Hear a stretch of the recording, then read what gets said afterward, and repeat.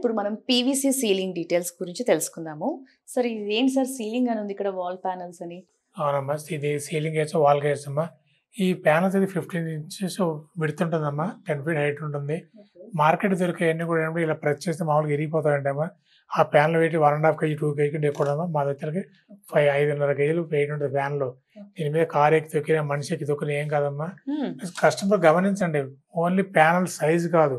ఇది మా 6 MM, market 8 MM కూడా దొరుకుతాయి. ప్యానెల్ ఎంత లావు ఉంది కదా, ఎంత వెయిట్ ఉందని కావాలి మనకి ఇంపార్టెంట్. చాలా మంది దాని మీద సన్న కనపడుతుంది అంటారు, కానీ వెయిట్ ఇంపార్టెంట్. ప్యానెల్ వెయిట్ చూడండి, మార్కెట్ 1½ 2 కేజీ ఎక్కువ దొరకదని చెప్పాను. ప్లస్ వాటికి వీటికి కంపేర్ చేస్తే ఈ సైజ్ దొరకదు. మార్కెట్ దొరకని 8 ఇంచెస్ 10 ఇంచెస్ దొరుకుతాయమ్మా. మార్కెట్ చాలా మంది ఆదరించారు. ఇది wall cage panel, wall cage plus ceiling cage. ఇక్కడ మేము వాల్ కేజ్ చూపించానమ్మా. కొంతమంది పాలిథిన్ షీట్ వేసుకోలేదు, కొంచెం కాస్ట్ ఎక్కువ ఉన్న వాళ్ళకి ఇది వేసుకుని 100 రూపీస్ విత్ ఫిట్టింగ్ మొత్తం అయిపోతుంది. కూడా టెంపరీ ఆఫీసులో కానీ ఎక్కడ కానీ ఎక్కువ మట్టుగా వాడుతూ ఉన్నారు వీటిని. ప్లస్ వీటి క్వాలిటీ చెప్పాను. బ్యాక్ సైడ్ ప్యూర్ వైట్ రావాలి, దీంట్లో వైట్ బేస్. మార్కెట్ దొరకని రీసైకిల్ వచ్చి వీటిలో ఎక్కువ వాడతారు, ఒరిజినల్ పీవీసీ వాడరు.